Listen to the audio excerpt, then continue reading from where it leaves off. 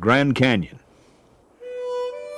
nature's masterpiece, the most visited natural wonder on the earth. But the fact is, most folks who come here don't know that much about it. For instance, to get from one side to the other, you have to drive over 200 miles. Most folks don't know that. It snows in the Grand Canyon. Most folks don't know that. And some folks don't even know that there's a river down at the bottom, the mighty Colorado. But there's one thing that just about everybody knows about the Grand Canyon. Everybody knows about the mules.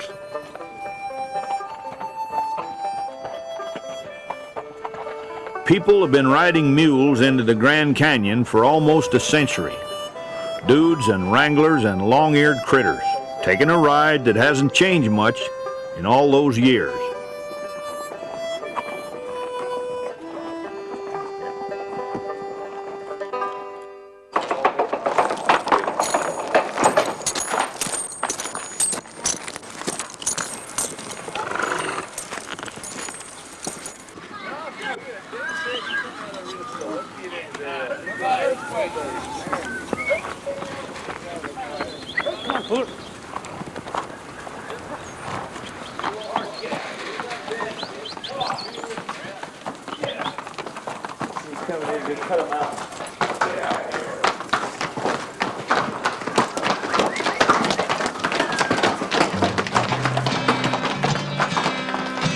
Saddling mules one morning, a little tune run through my head.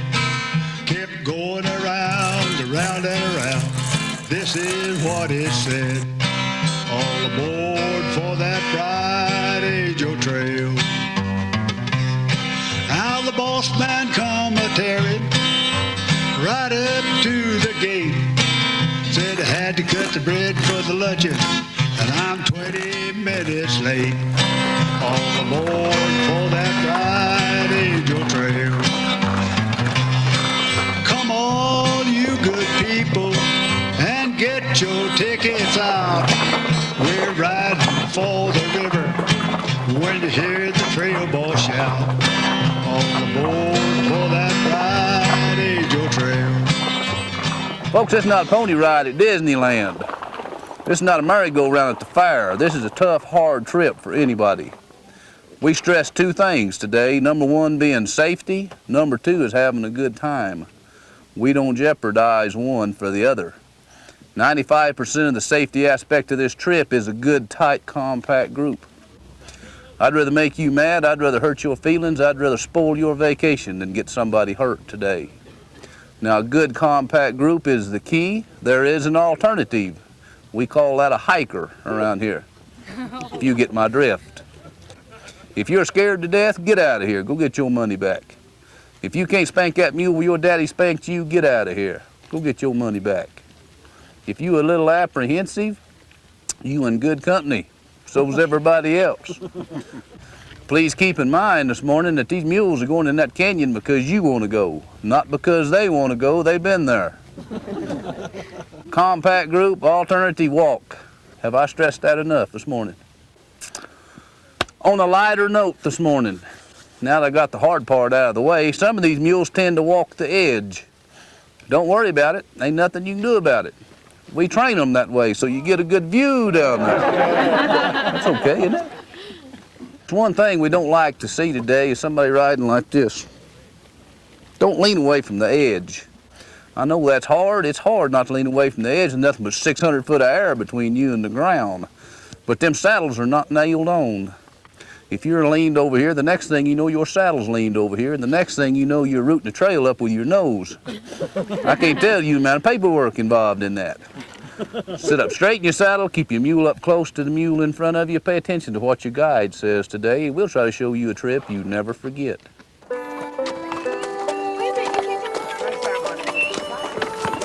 Jody, get up here.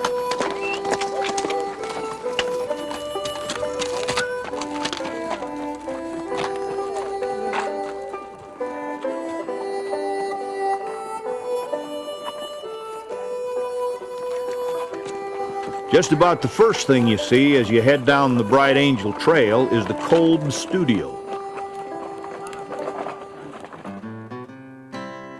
Emery and Ellsworth Kolb were brothers, and they built their place back in 1904 and started taking pictures of mule parties as they started down into the canyon. Now, there wasn't enough pure water on the rim to process the photographs, so Emery had to hightail it down to the springs at Indian Gardens, about 4.5 miles, so he could develop the pictures. Then he'd have to hustle back up to the rim in time to sell the prints to the dudes when they came back out of the canyon. Sometimes he made 3 trips in a single day. Emery Kolb took pictures for more than 70 years and photographed almost 70,000 mule trips.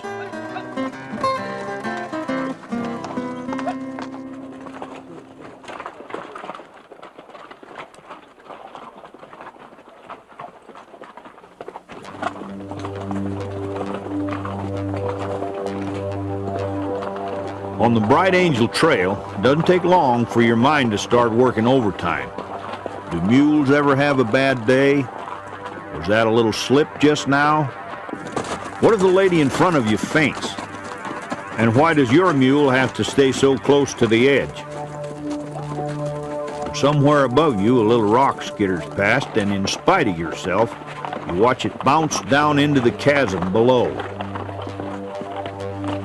Dang, that's a long way down.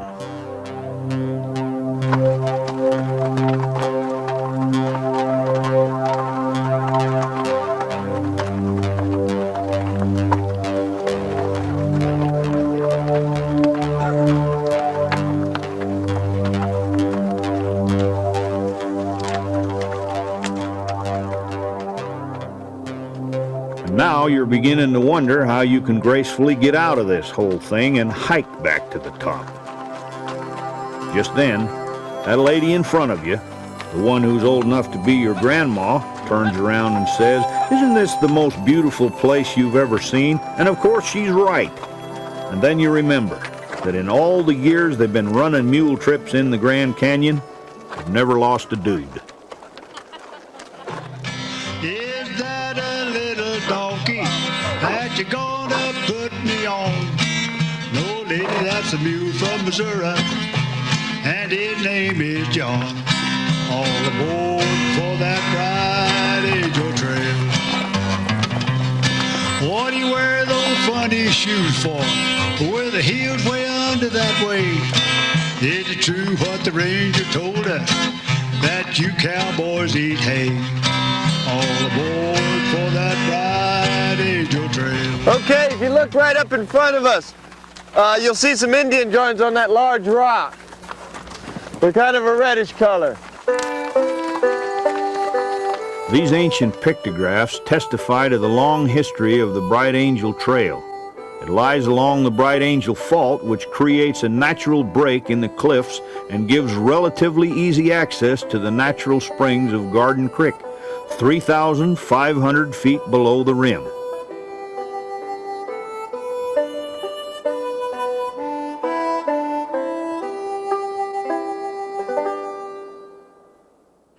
In the late 1800s, Captain John Hance, the first white settler at the Grand Canyon, began exploring the old Indian Trail for mineral deposits. Other prospectors followed, but it didn't take long for them to figure out that the real money was in tourists, not tailings. Pete Barry and the Cameron brothers, Niles and Ralph, widened the trail and built a tourist camp at Indian Gardens. They turned the Bright Angel Trail into a toll road, and for 23 years they charged $1 a head, man or mule. For a while, there were several commercial mule strings working the Bright Angel Trail, but in 1904, the Fred Harvey Company bought them all out, and they've been running the show ever since. Nobody knows for sure how many folks have taken the canyon ride, but the best guess is at least 600,000. More than 500,000 dudes covering more than 10 million miles, bow-legged, white-knuckled, and hanging on for dear life. Now tell me, Mr. Cowboy, that's something I want to know.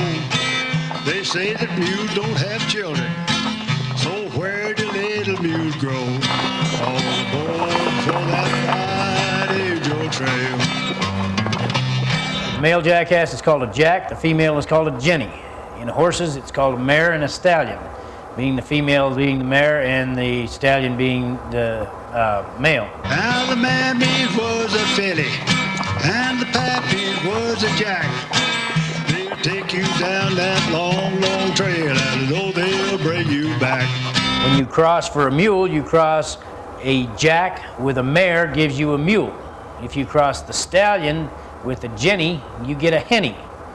The henny and the mule are both hybrids, except that the mule hybrid is more efficient than the henny hybrid, being that the mule has the conformation of the jackass and the disposition of the horse, and the henny has the conformation of the horse and the disposition of the jackass. All aboard for that ride, Angel Trail.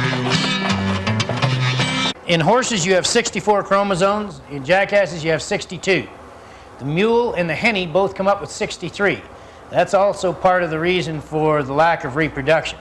All mammals have to have even numbers of chromosomes and even blood counts, respiration, heartbeat. The mules and hennies are uneven. They're unregular. Irregular. Put the saddle on backwards, said a gal as tall and thin. Can't stand to look where I'm going, but I'd like to see where I've been. All aboard for that ride, Angel Trail.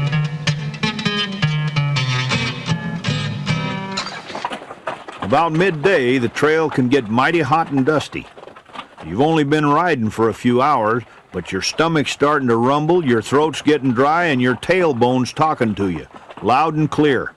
You need a break. Sure enough, the wrangler pulls up the string and it's time for lunch. And right in the middle of all the rocks and cactus, you find yourself in a little piece of paradise called Indian Gardens. For as long as there's been people in the Grand Canyon, they've been coming to Indian Gardens. The reason's simple: water. Miners made their camps here, and the Havasupai Indians raised their crops here. That's how the place got its name. I bet you never thought a box lunch could taste so good.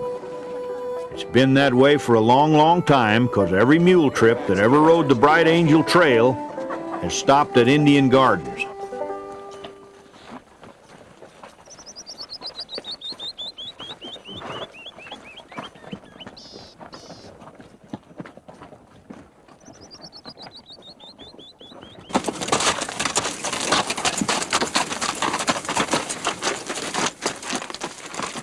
After lunch, you're feeling better.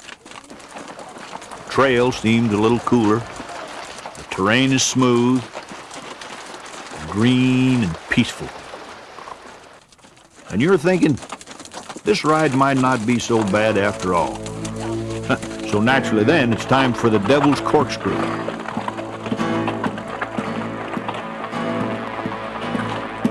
Top of the Devil's Corkscrew.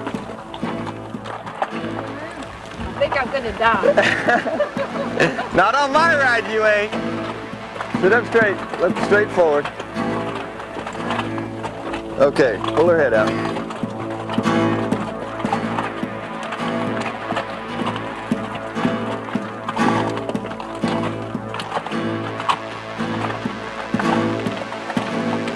See, that ain't that bad, is it? Believe it or not, the Devil's Corkscrew is a whole bunch easier than it used to be. Back in the old days, the trail was so steep, you had to get off your mule and walk.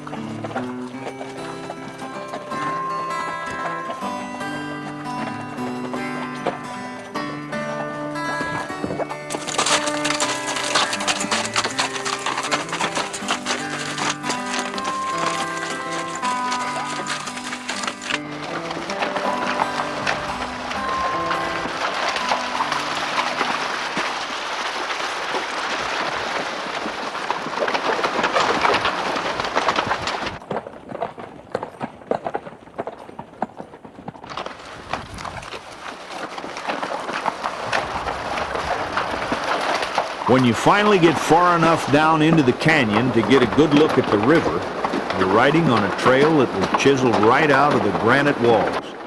The river trail is an amazing piece of engineering, especially when you realize that most of it had to be built by hand. The work was done in the early 30s by the Civilian Conservation Corps. Though it's only 2 miles long, it took 80 men 2 years to build it. They lived across the river in a tent camp at the mouth of Bright Angel Creek. The work was hard and it was dangerous. Injuries were inevitable. So one of the men, Marvin Gandy, took on the job of training a mule to be a 4-legged ambulance, and he succeeded.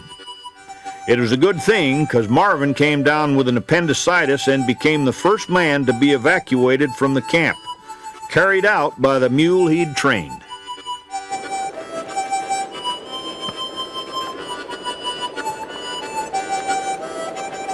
Back in the early days, there was only one way to get from one side of the river to the other: man, woman, or mule. You had to swim. Not surprisingly, there were some objections.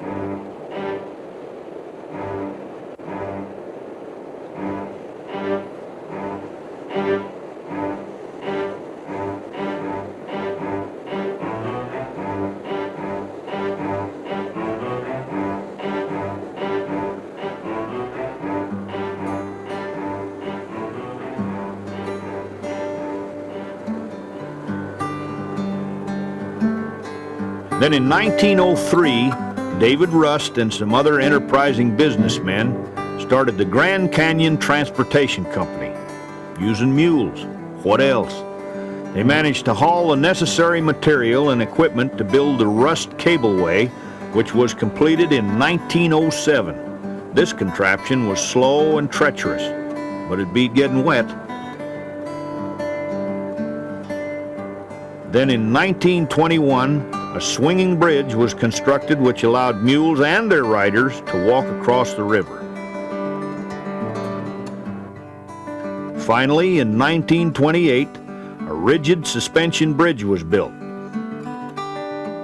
The cables for the new bridge, which were 550 feet long and weighed more than 2,300 pounds, couldn't be loaded onto mules. So 42 Havasupai Indians were hired to station themselves at intervals, lift the cables onto their shoulders, and proceed down the trail like a gigantic centipede. But after half a day in the saddle, you're not likely to be thinking about history. You're more likely to be thinking about something long and cool to drink and a softer place to sit, preferably in the shade.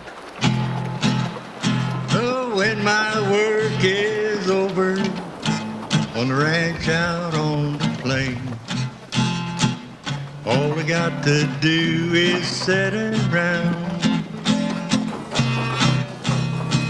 I saddle up my pony, I ride off down the trail to watch the desert sun go down. Cactus plants are blooming, sagebrush everywhere. Granite piles are standing all around.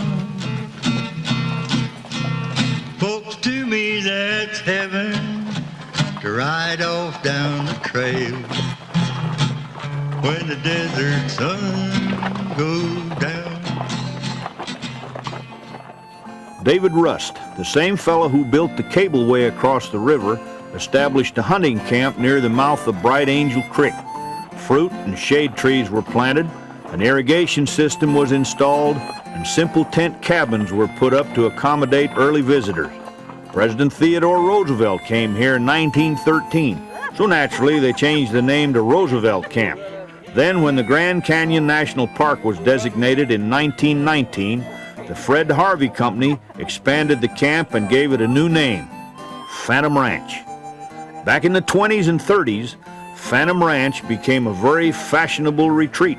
Wealthy Eastern businessmen, authors, actors, society ladies, kings, and potentates from around the world came to the ranch to get away from the rigors of life. Modern cabins were built. They even put in a swimming pool, and business boomed. Folks, to me that's heaven, to ride off down the trail when the desert sun goes down. the canyon to watch the sun go down. A picture that no artist there could paint. White-faced cattle a-lowing on the mountainside.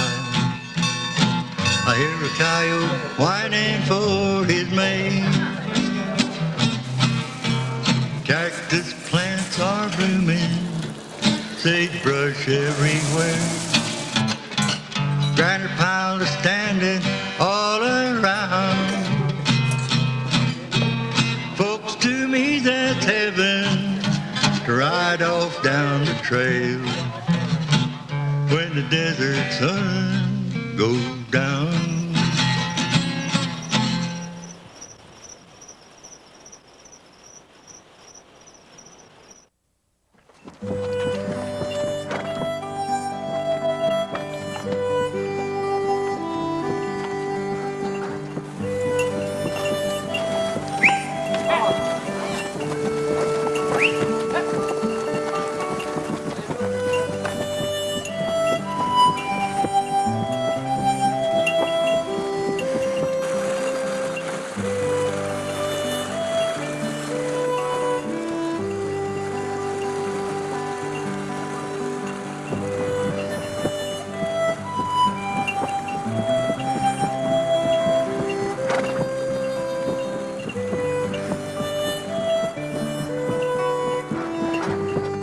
When you get up in the morning, the idea of spending another day in the saddle may not be all that appealing. You're still aching in places you never felt before and wondering if you can get blisters on the blisters you already got. But it turns out that the trip up the Kaibab Trail is a whole lot easier than the trip down the Bright Angel Trail. You and your mule have sort of got the hang of one another, and you're starting to appreciate this long-eared cantankerous critter. Fact is, in the Grand Canyon, some of the most interesting characters around just happen to be mules. All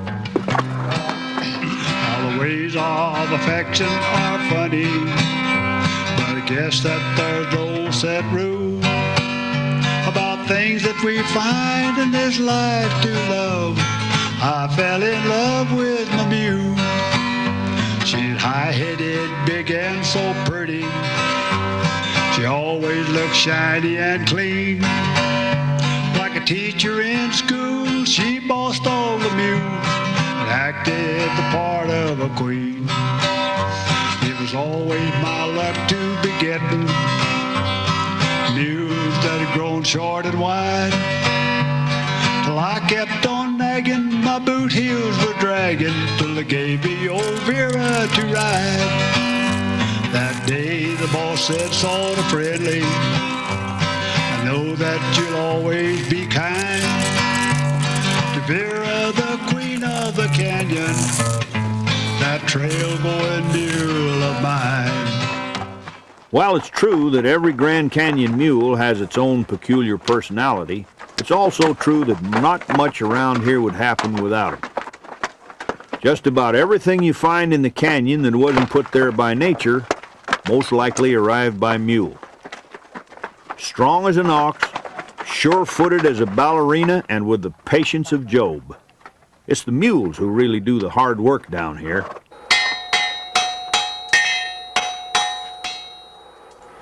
We use mules in the canyon because mules are much more efficient than a horse. They take to the heat and altitude better than a horse. At the same time, they're 3 times stronger and twice as agile.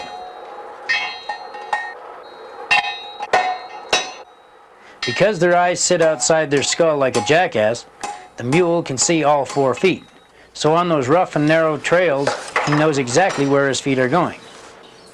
The average mule makes a trip in and out of the canyon 5 or 6 times a week, all year round. In the winter, the trails get a little icy, so we fit them with a special shoe with tungsten carbide chips. That keeps them from slipping on the ice and rock and blacktop and concrete. The shoe, along with the mule's natural sense of self-preservation, makes this the safest year-round trail ride in the world.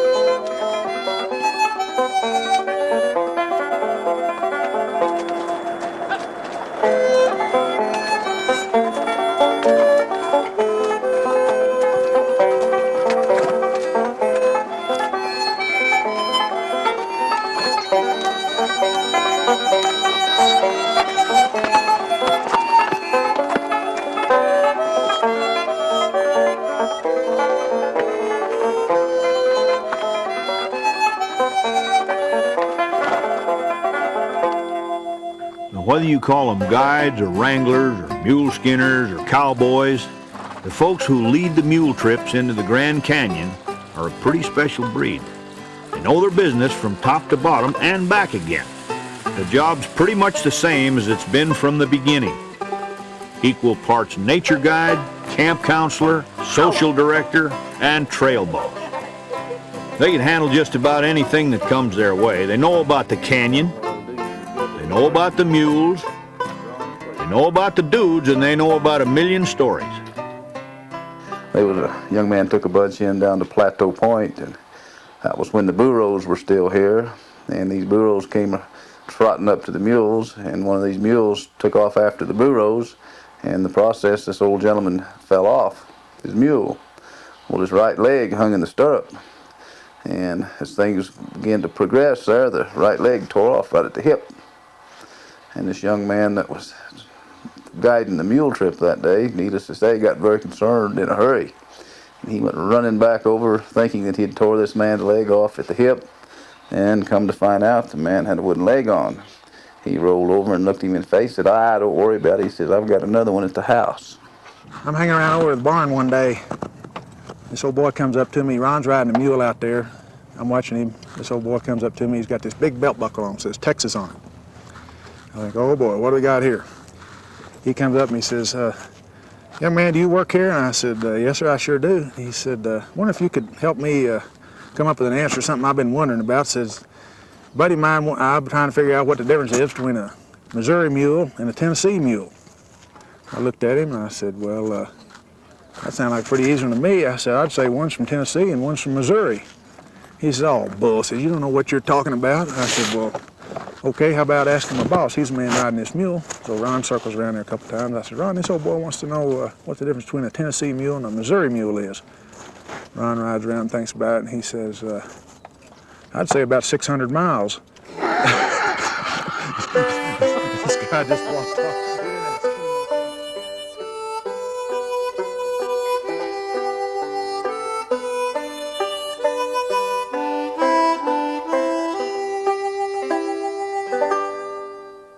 It seems this lady was a vegetarian from Southern California. She had a rather difficult time on the trip because, of course, as a vegetarian, as she explained, she couldn't be expected to apply the riding crop and really whack her mule that tended to lag back. So her recommendation was that we assign mules basically according to dietary preference. In other words, we give all the faster mules to those people who are vegetarians and who can't be expected to whack their mules, and we give the slower mules to those carnivorous people who, of course, could. And this brings an incredible image to mind of Ron Clayton and his crew assigning mules in the morning according to dietary preference. You know, excuse me, sir, how much red meat do you eat? Oh, okay, well, you ride on this mule over here. Or, oh, you say you're an ovo-lacto vegetarian. Well, then, here, you take this mule over here. It's something we're going to look into in the future.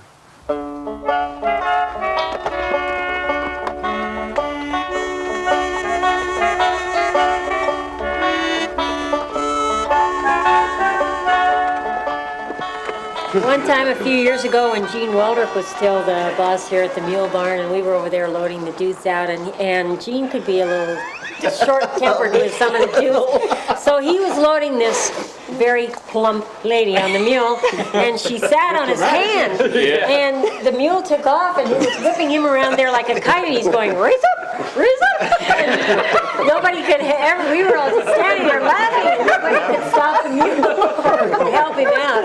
Raise up? Yeah. I got out with my pack during the top of the kaibab. This lady asked me, she says, how far is it to the lake at Cedar Ridge? I said, ma'am, there is no lake at Cedar Ridge. Oh, yeah, there is too. Yeah. These people told me. I said, ma'am, there's no lake. Well, there most certainly is. I said, ma'am, it's 1.25 miles. Turn the road off. I just be sure to take your bathing suit. They want to make reservations on the mule train dining car. So we'll be there in about 20 minutes. Yeah. You can absolutely get in. Yeah. Beer, wine, what would you like? Around here, if anybody asks you, who do you work for, you either say, you say you're Fred Harvey or you're Park Service. That's all there is. So she asked me right off, she said, "Are you Park Service?" And I said, "No." I said, "I'm Fred Harvey." "Is that right?" She said, "Well, God, it's great to meet you." She said, "We really enjoyed your facilities." I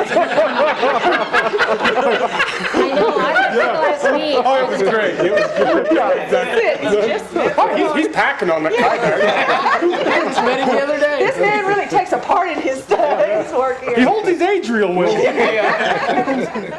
One time we were at Indian Gardens eating lunch, and I was riding with Pete Peters then, and he's retired now, and Pete was going on and on. "I don't know where these people come from, how they left their brain in the top right-hand drawer in the bureau, how the hell did they ever get here?" And everyone's sitting eating their sandwich, and the guy raised his hand, and he said, "We drove our car."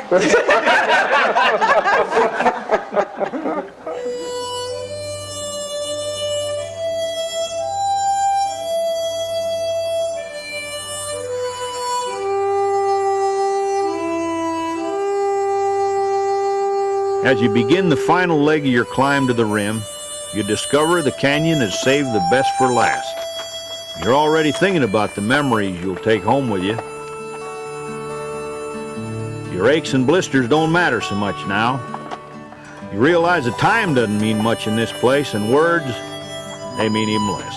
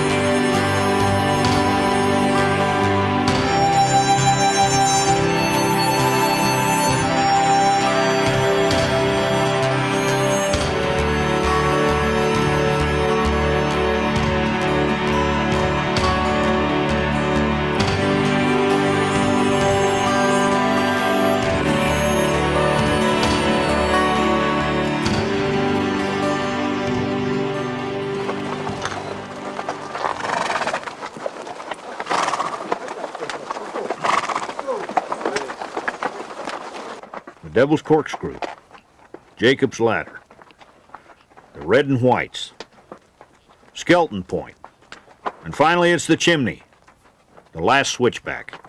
The end of the trail. The adventure's over, and your body's probably mighty grateful. But there just may be a part of you that wouldn't mind staying just a little while longer.